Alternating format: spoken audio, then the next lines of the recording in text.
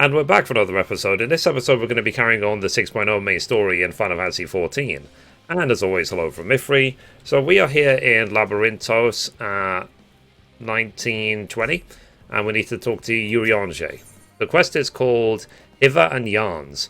The pile of anxiety over Charlie and Hamlet has thinned to more manageable levels.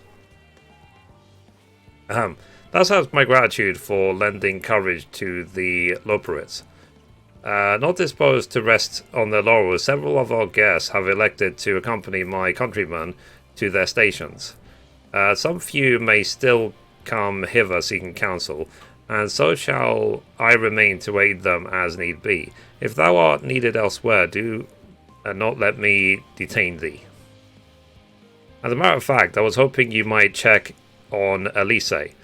Last I saw, she was struggling to carry an enormous pile of boxes out of the West Gate. I could go myself, but we both know whose help she's less like to scorn. Not to mention that, much of my misfortune, I could think of several other things I ought to be doing. Until later. Fair enough. Okay, so where is Elise? She's over there. Alright, let's catch up with her.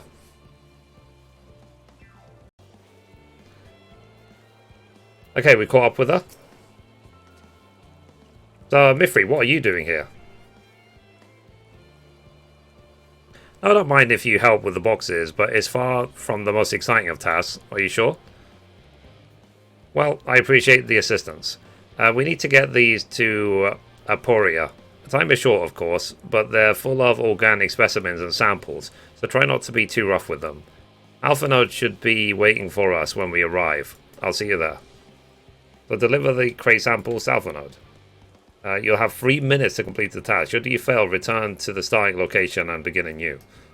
Oh, jeez. But let's not dawdle.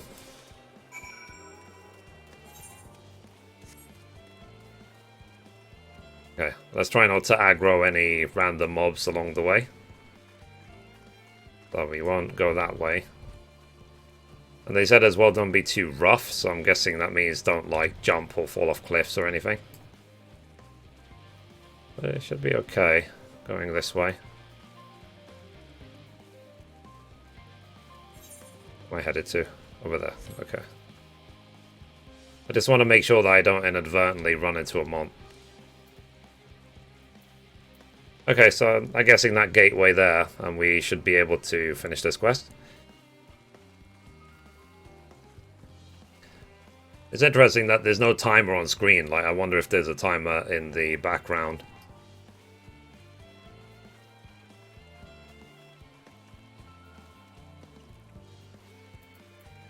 Okay, there we go. Oh, you're helping with the crates. Wonderful. You can put that there with the others.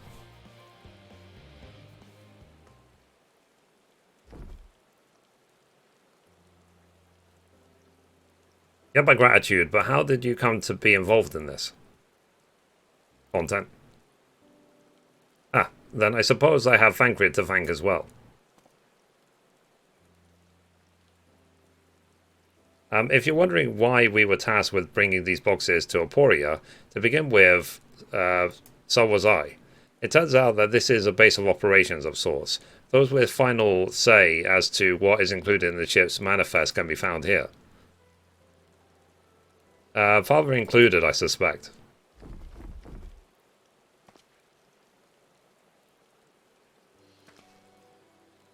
That should be everything. You carried all of that at once? Are you trying to injure yourself? Oh hush, they're lighter than they look, and not everyone has your delicate arms. I suppose we should let someone know that we finished. Theo Pauldin is in the courtyard. We can report to him. Why don't you come along? You should get credit for your assistance, at least, considering where we are. We might even learn something interesting.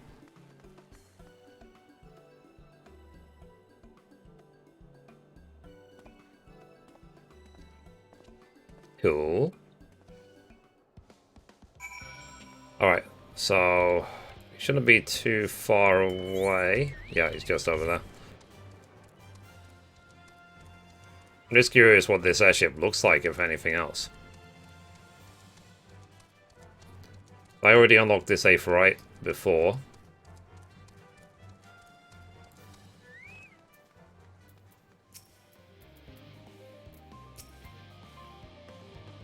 So, gods, it never ends, does it? What can I do for you? We've brought samples from Charlian Hamlet, Series 110.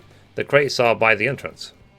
Ah, thank you. I had expected one of my colleagues, but we are dreadfully short-handed. Just a moment. You are Fortunate's children, are you not? Alphanod and Alice at your service. You're well acquainted with father, I take it.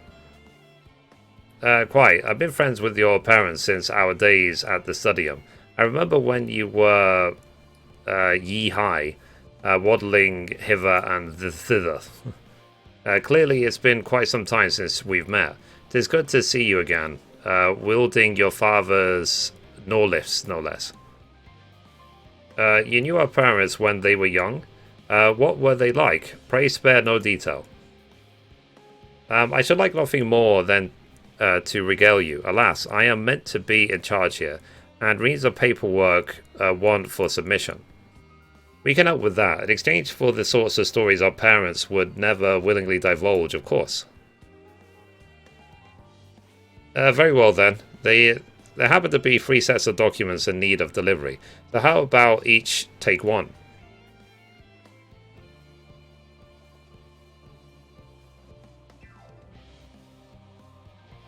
Wait right there.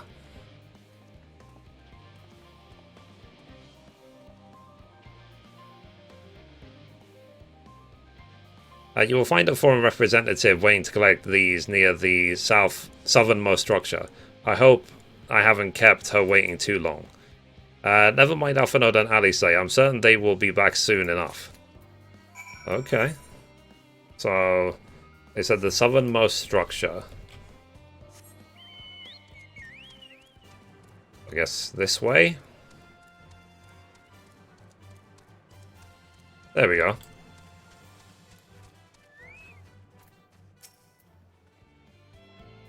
So, are you not of the Signs of the Seventh Dawn? I thought you were meant to be working on the Aether Burner. Okay, so here's the signed document. It says the nature of this paperwork is not a particularly well-guarded secret, but due to how dull it is to read, will nevertheless remain largely unknown.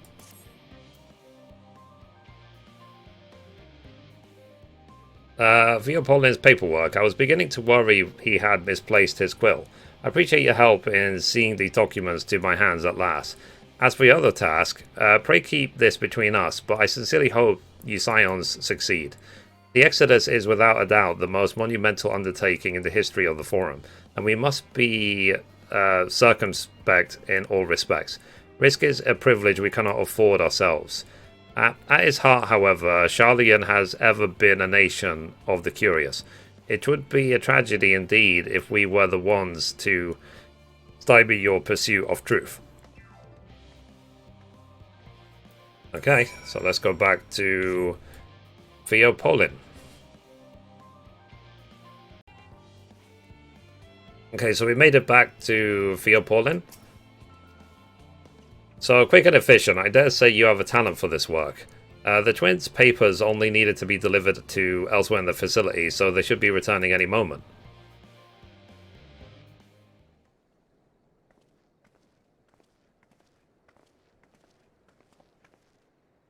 We return with not a scrap of paperwork remaining in our persons, you will note. You both have my thanks, and my apologies for sending you on an errand far below your ambitions. Even as a babe, you struggled out of your swaddling clothes, and that is quite enough of that, thank you. It was compromising stories of our parents we'd asked to hear, to reiterate. Of course, of course. I've known your father for so long, I must have something. Well, as you know, part of why the Leveler name garners such respect in Charlian is your family's storied history. You too can trace your ancestry directly to those who came aboard Nefret's Hope, a lineage few can claim. I never much thought of it myself. It's not as though our forebears founded our nation. They were simply there when it happened. Nevertheless, it has traditionally been a point of pride. 'Tis why Nevenkrep's pronouncement, renounce the ways of war and pursue enlightenment through knowledge and reason, has ever been our family's creed. Till your grandfather's time, aye. Archon Louisoix looked not to Nevenkrep's words, but his deeds. He asserted in defiance of his peers that choosing to save the great and small from the rising tides was the true mark of our finder's virtue. Perhaps it has his expertise, his knowledge of ancient prophecy and the fall of civilizations that led to him to conclude that to eschew conflict at every turn was to consign mankind to his doom. There will never be conflict and calamity will follow. Thus, to ignore the plight of those one might conceivably save is not wisdom, it is indolence. You remember his words well. Indeed, Archon Louisoix lived by the personal creed, and he used every means at his disposal to bring succor to those in need, Charlian or no. No one loved and admired your grandfather more than his son. Yet Fortunal could not reconcile Louisoix's deeds with the philosophy of their forebears and his peers, a philosophy in which he believed so fervently, yet made a pariah of his father. Fortunal agonized over this contradiction for much of his life. God's father. A son may carry his father's blood, but his choices are his own to bear. It is not always us. Is it not always us? God knows Fortunat's a cranky old goat, so I'm sure you butt heads often enough. Yet, even so, you must know that you are consistently in his thoughts, every moment of every day, and that is not an exaggeration in the slightest. You should have seen him when you were born, barely recognizable. He was, with a kind of dumbfounded grin I'd not seen since he first took a fancy to your mother. He was practically skipping when he told me the news. Take my word for it, he loves you to an embarrassing degree. But he is also frustratingly single-minded. Once he's decided that a given action is for the best, he will stay the course no matter who or what opposes them. A profoundly annoying habit when you're on the other end of it, as I'm sure you will agree.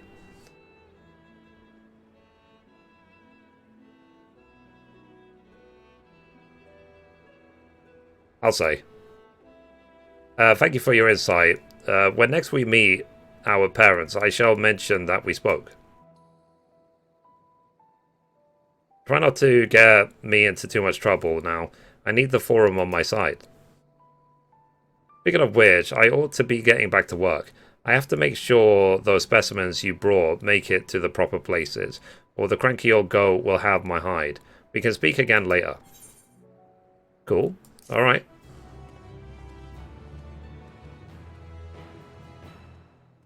I feel like they need to do more urgency, given that it's the end of days.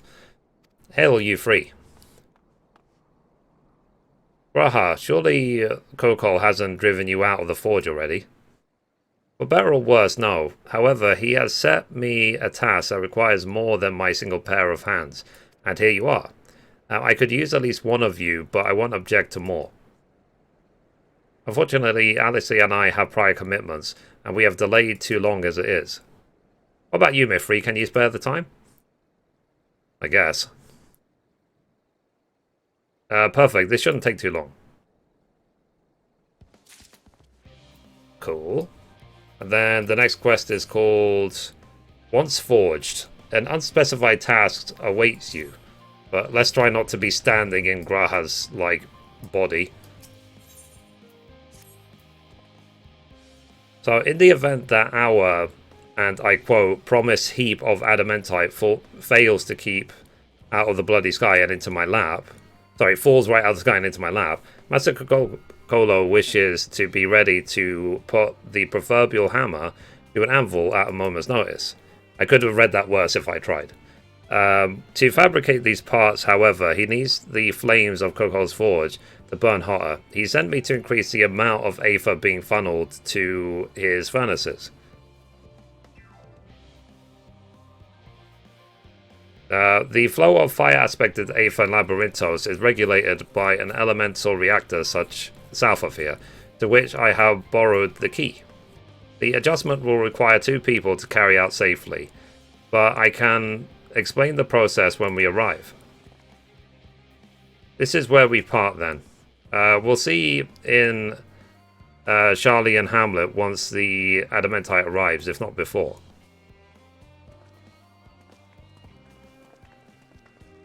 This way then.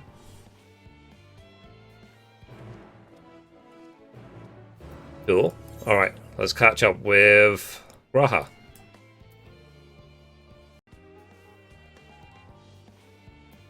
Okay, we caught up with Graha.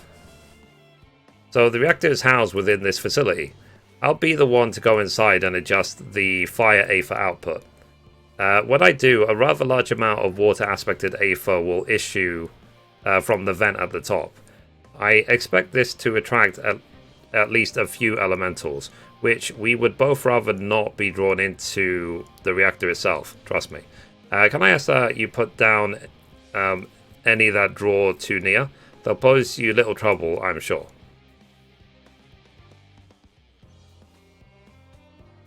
Wait here, if you would.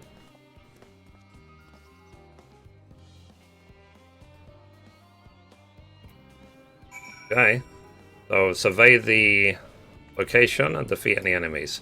Alright, let me summon my Chocobo. And screw it, let me eat eggs that I bought back in 2013.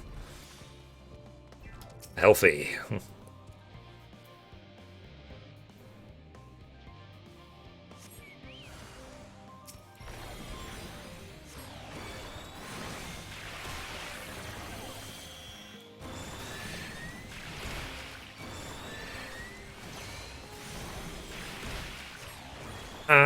Rip.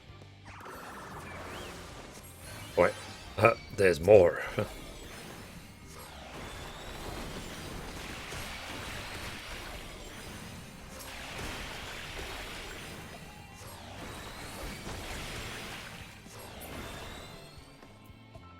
Okay, is there any more? Yeah, it's 2 more.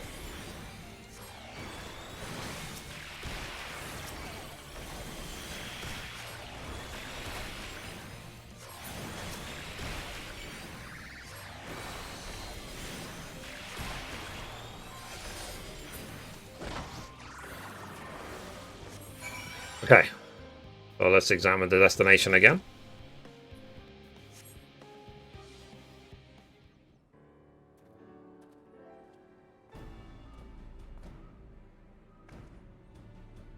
Did everything go smoothly out here? I thought as much. No major complications to speak of inside either.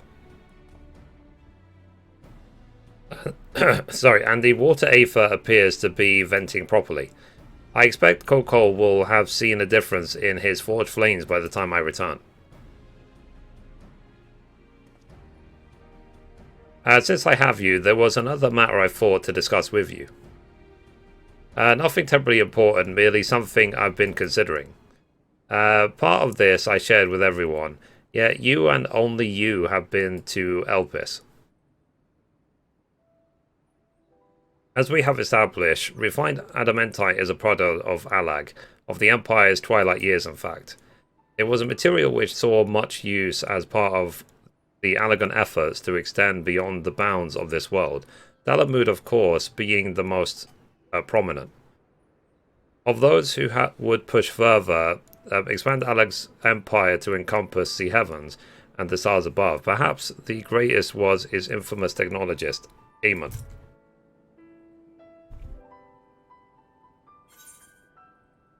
Amon wanted to travel the Sea of Stars.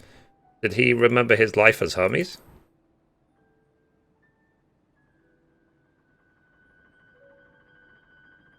I believe he had his own reasons. There is no evidence to suggest that he retained memories of his former life. He only joined the Asians once the Empire was all but dust, as you know. If not his memory, though, what drove him to pursue the idea with such fervor? This may seem far-fetched, but what if souls like minds have a personality, so to speak, a natural disposition towards which they are inclined? We know with relative certainty that it was the gross decadence and inexorable decline of Alag that moved Ammon to resurrect Emperor Zand. The Empire's people spoke lightly of death and destruction, experimenting on those they deemed beneath them to fill the emptiness in their hearts. In facilitating Zand's return, Aemon provided these languid souls with the means to free themselves of the mire of their own indolence. Or would have, had not Zand been convinced by his own death the life itself was meaningless. Aemon's desire for his countrymen to conquer the heavens could only be a means to the same end, to instill the people with new purpose. Like Hermes before him, Aemon was appalled by those around him lived, but could never bring himself to believe that those lives were devoid of meaning. And both of them saw meaning, that hope, in the distant stars. Such is my theory, anyway. Ultimately, it is the consequences of their actions which matter. The motives are of no moment, and yet, to reach those stars on wings of adamantite, to travel to the ends of creation and beyond, the promise of hope everlasting, that much I do understand. But enough musing for now. Why don't we see how Kokol is getting on? Again, I feel like they're taking their sweet time considering the world's about to end. Okay, so Kokol's over there. So, let's go. Okay, so we caught up with Kokol. So, I can feel those flames ablazing from here. Glad you found someone capable, Graha. There's not much left for you lot to do. My name is Mithrie, but whatever. Unless you can conjure up that refined adamantite any faster. Okay, that's complete. And then the next quest is called Bonds of Adamantite, and we'll get the Aether Current. So we're nearly done with this zone. The Kokol Dankol is, as usual, worked up over the Aether burner. I do trust you to deliver on your promise, I do. Only, I hate waiting. I want the Adamantite, and I want it now. We share your impatience, I assure you. Is there truly nothing else we can assist with in the meantime? I wish. This sitting about's unbearable. Pity the forum frowns on recreational explosions. So, well, so long as they can't prove it, it was premeditated. Get you gone. I've mistakes to make. In that case, I suppose I should go and return the key to the reactor. I'll have one more look to make sure that nothing has gone wrong, unintentionally or otherwise. I'm certain that there are better uses for your time, however. I will join you, Charlie and Hamlet, anon. Okay, so we have to go back there and wait at the destination. So, let's go. Okay, so we got to the destination. Let's examine. So you have to wait here. Your companions are bound to show up sooner or later. So wait your companions.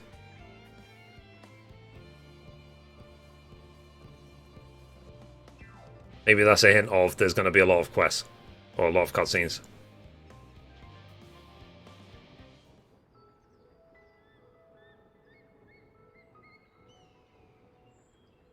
All set, I take it? We finished what we could. Delivered supplies, tracked down escaped animals. trivial tasks as they may be.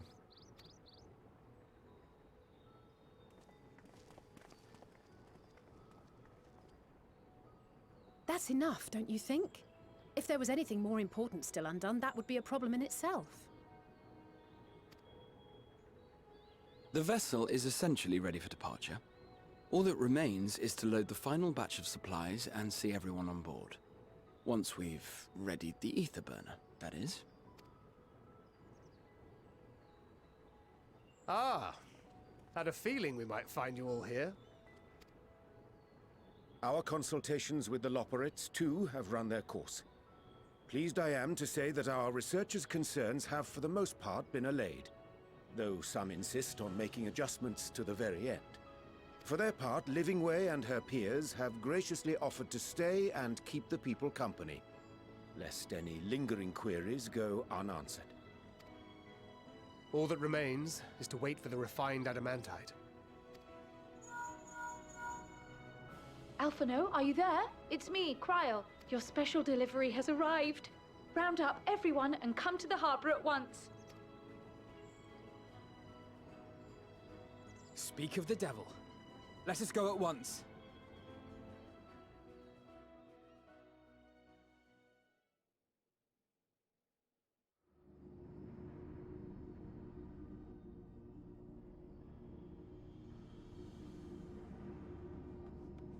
Forgive the intrusion, Master Fortuner. I bring urgent news. A great commotion has broken out in Scholar's Harbor. Your presence is requested, with all speed.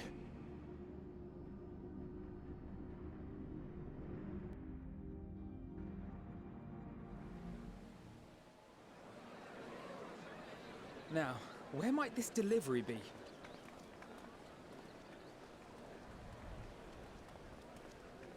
Oh.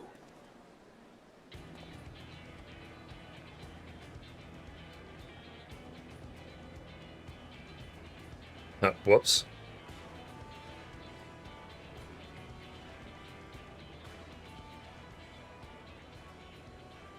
I'm sure it's very important, but we cannot accept these without the proper permits. By the 12! Surely, these can't all be.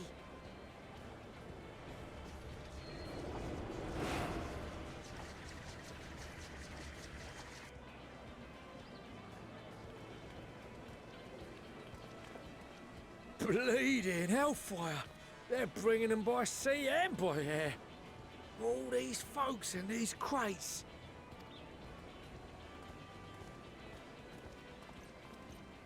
And more on the way. Got your adamantite right here.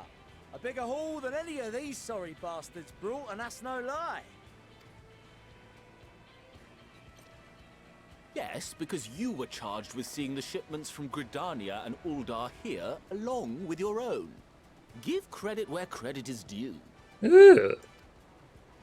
Sounds like the sorry whinging of a sore loser. An hypocrite to boot. Ain't no way a scrawny whelp like you took a dozen steps inside a Adamant shard. I'll have you know I went all the way to the entrance. Furthermore, 'twas my contacts that enabled us to enlist the cooperation of the Sky Pirates. Left you outside so you wouldn't get anyone killed, did they? Well then, credit where credit's due, you did a right fine job sitting on your ass. Take that back. Make me. I will not stoop to your level.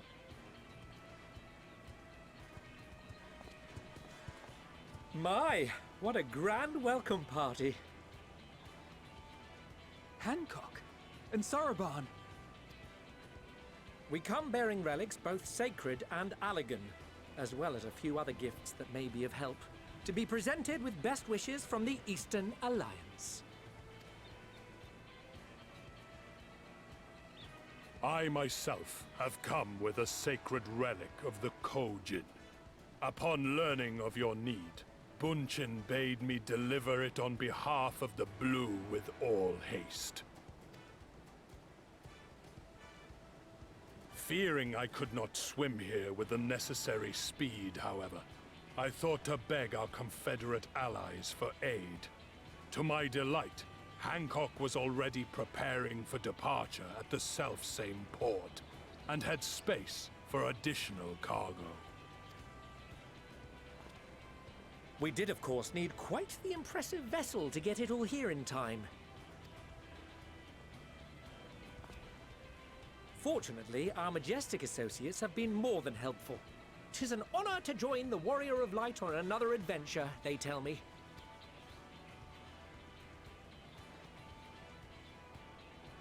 That is all wonderful to hear, but what of the extraordinary cost? I shudder to think of the ransom we must pay for such a bounty. Fret not for your coin purse, young Alphino. Lord Lolorito looks ever towards the profits of the future, and thus the East Aldenar Trading Company went to some lengths to reduce the financial liability. And since the Scions funded the entire venture, not a gill need be rendered up in compensation. Everything is already yours. We funded the venture? When? Don't The let tower, the name okay. fool you. This coin keeper knows a thing or two about spending.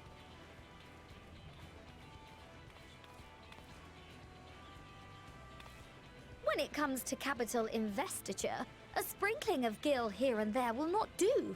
You need enough savings to make waves when it really counts, which is why frugality is paramount. We also had the benefit of a generous patron. Generous being rather an understatement. She has supported us from the shadows since the very founding of the Scions. We even had coffers to fill. Really? Mother! Amelians. I remain, of course, an entirely neutral party. I simply thought our family's coffers were needlessly full. We can hardly take them with us on your teeny-tiny toy boat, now can we? And 'twould be a shame to leave all that hard-earned wealth unspent.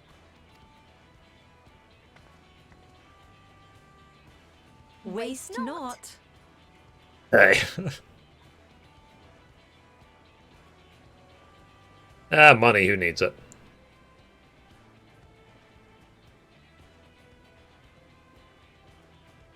However did you manage so much in so short a time, though?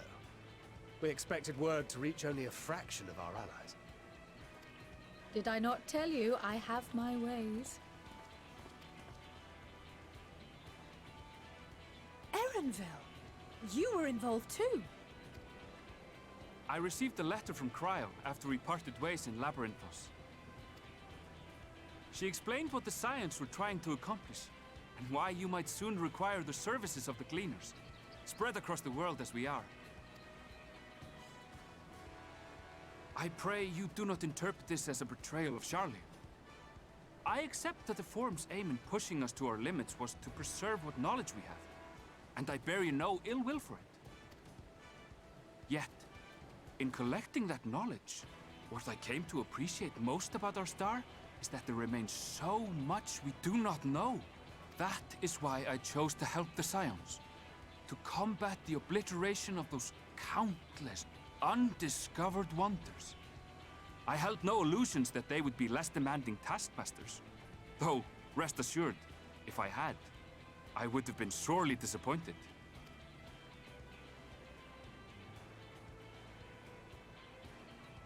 To make a long story short, the whole of the guildship cooperated to ensure your call was heard far and wide.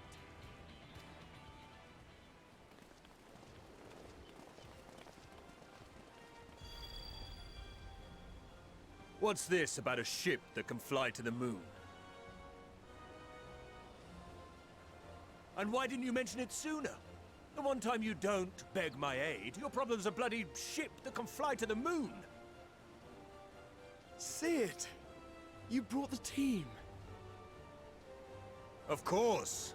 Garland Ironworks' finest. You need only point us towards my new favorite ship. As you like us not suspect, we've also brought Adamantite for Mordona's Dalamud Shard.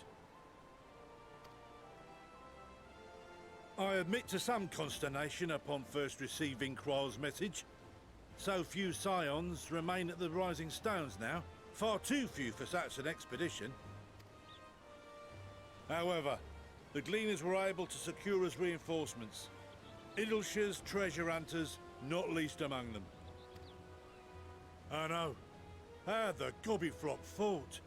Slowfix's gratitude for the safe return of his daughter has not waned, and he gathered his kin to our side with an astounding quickness.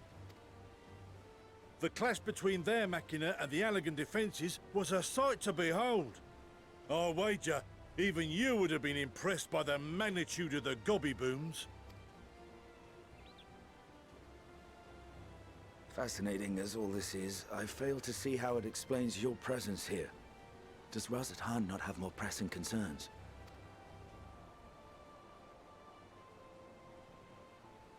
We do. Yet averting the final days would be the most expedient solution. That, and I am indebted to you.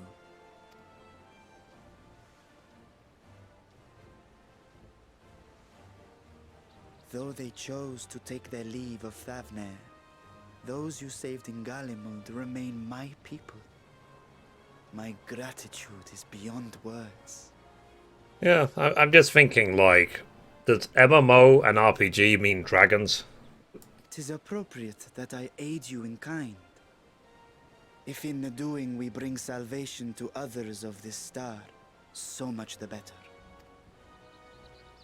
You will recall that I spoke of my father, Midgard Summer, and his journey across the great expanse. As he traveled betwixt the stars, his resplendent scales drank of the ether in those nigh empty surrounds, and imparted to him the strength to persevere. Thinking they might further your cause, I called out to my kin for consent. Ashdaya's answer was silence, as ever. Tiamat and Chrisvelgre, however, responded favorably to the suggestion. My sire, too, gave his assent. Thus have I brought you his own worm scales. Fit them to your purpose, and seek a worthier fate for us all.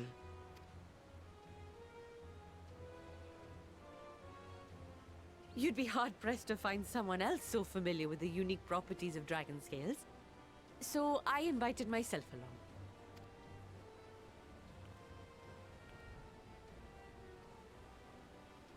Oh, looks exhausted. This is so unbelievable. I've gone right back round to believing it again.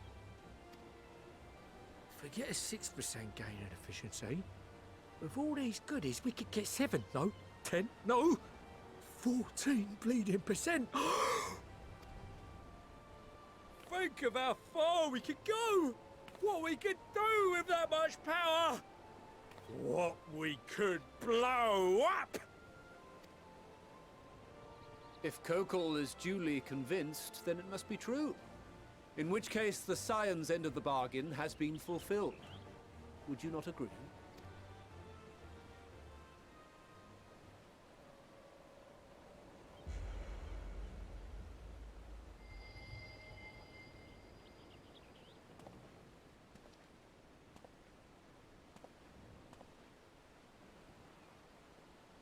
Yes, Father?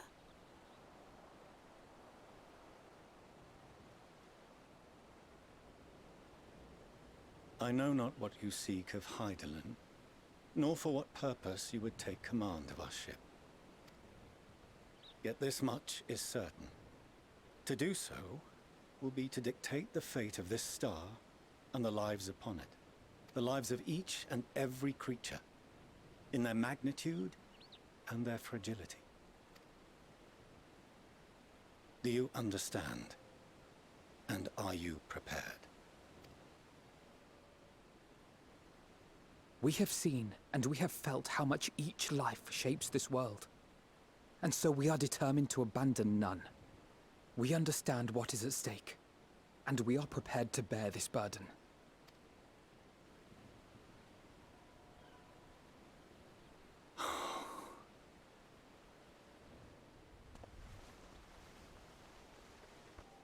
then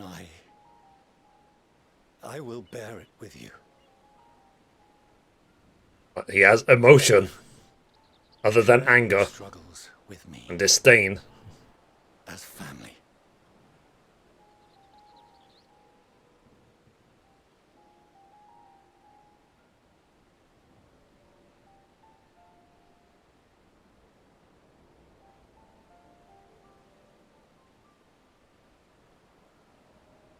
You grasped my fingers with such tiny hands the day you were born. I thought my heart might burst. 'Twas love and happiness beyond expression.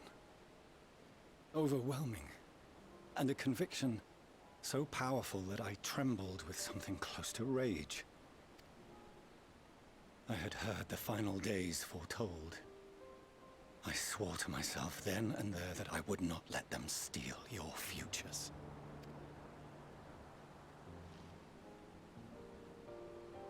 The great exodus would succeed, must succeed.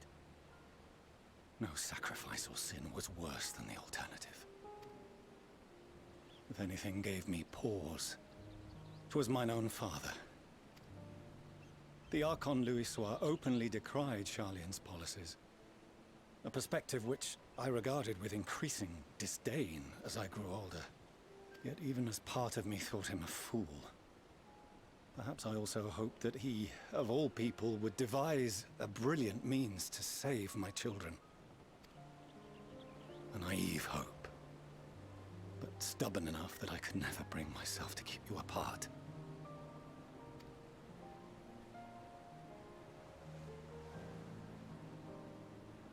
No, that was his doing, when he perished at Carteneau, as we pulled that twisted slab of Dalamud from the sea.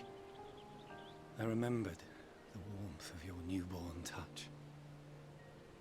Chastened, I vowed never again to suffer any interference in my mission to protect you. No matter that you yourselves wished otherwise. Detest me, fight me tooth and nail, I would suffer it, and more, and be satisfied so long as I could force you onto the ship.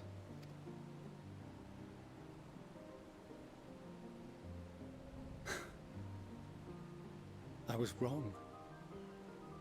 You two have grown so much stronger, and so much wiser, than I dared dream. You have earned the right to walk your own path, and already begun to do so. Good. Because there are things we care about, and people we love, and none of them is replaceable. Not a one. It cannot have been an easy journey for you to have come so far. We shall be glad to acquaint you with the finer details someday, once this danger has passed. All that we have seen and heard, that we have felt and learned in our travels. Ours is not a kind world, but it is beautiful. Always. Oh no. Are you quite sure that's wise? After all, someone turns pale and flees the room when he sees so much as an envelope containing word of your adventures. Whatever will happen if he learns what you were really up to? Amelians.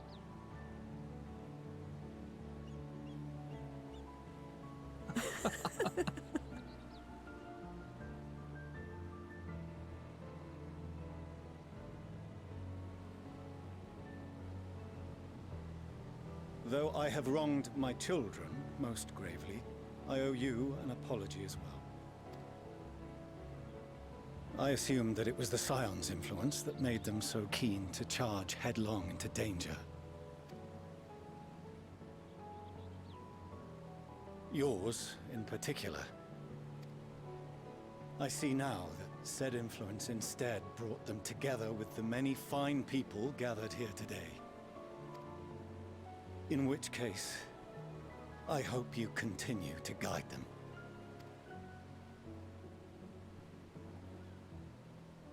If we've finished loitering about the harbor, might I suggest we put our plans into motion? People are beginning to look confused.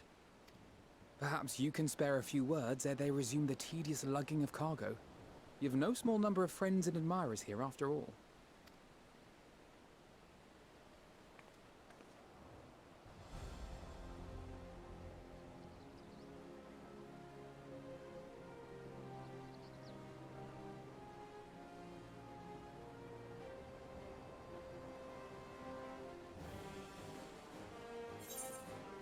Lend us your strength. Our moment of triumph is close at hand with me.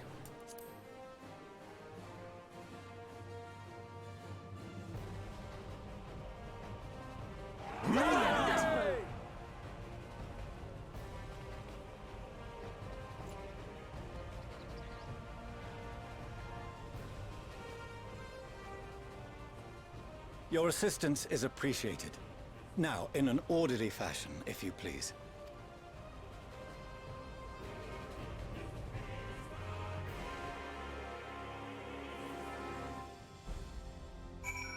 Cool.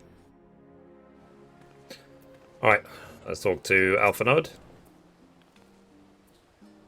So we've finally managed to clear the harbour, which means the rest is in the engineer's capable hands. Meanwhile, Father has issued us an invitation.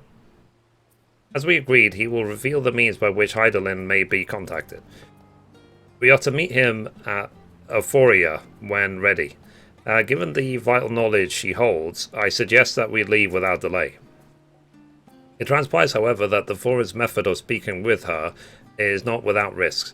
I am curious to hear what those might entail, but regardless, be warned.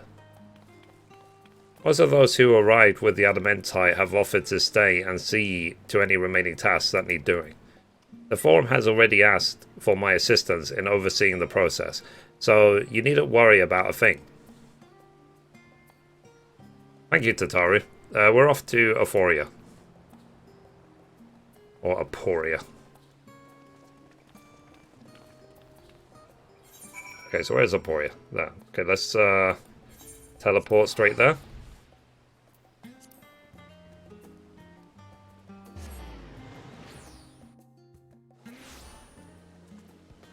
Alrighty, this way.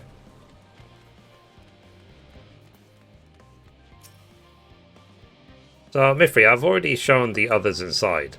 You'll want to speak with Clariolaine. She has the key to the lift and can send you down after me.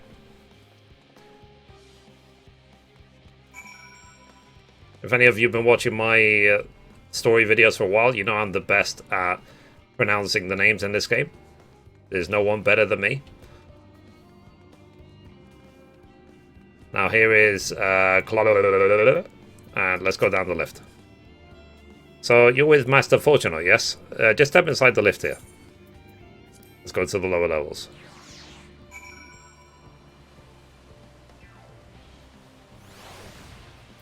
Okay. So now we're in, I guess, the last area of Labyrinthos. So from here we proceed to the heart of Labyrinthos and its most closely guarded secret, Fomazian.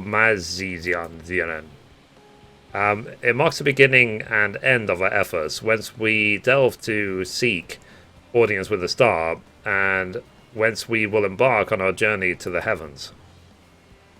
This way, if you please. Okay, so we have to go a bit further. So, let's go.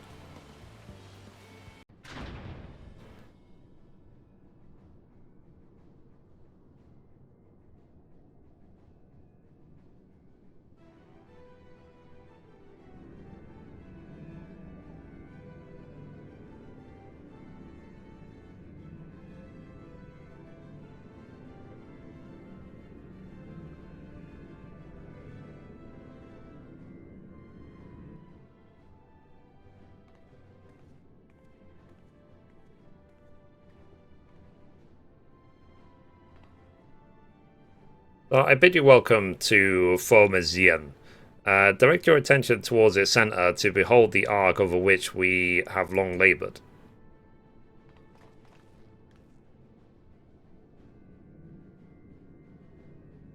As you can see, it was designed as a medium-sized craft, the better to reduce fuel consumption. Miniaturizing magics have been applied to its interior to ensure that the thrust-away ratio does not place too great a limitation on its freight capacity.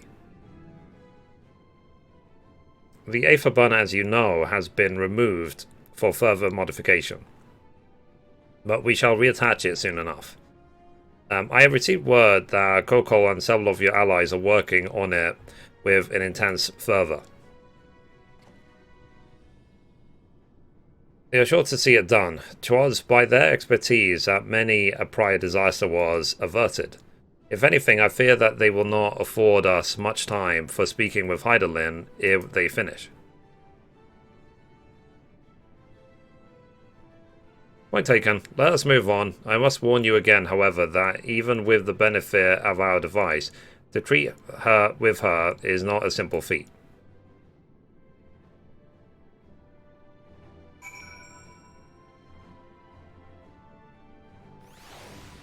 Okay, so let's talk to him. So I've done what I can to impress upon you the gravity of what lies ahead. Are you prepared? Sure. So let's complete. So the next quest is going to be at level 89, I believe. So anyway, guys, that's it for this episode. Thank you for watching, and as always, goodbye from me, and goodbye from Mithrie. Bye, guys.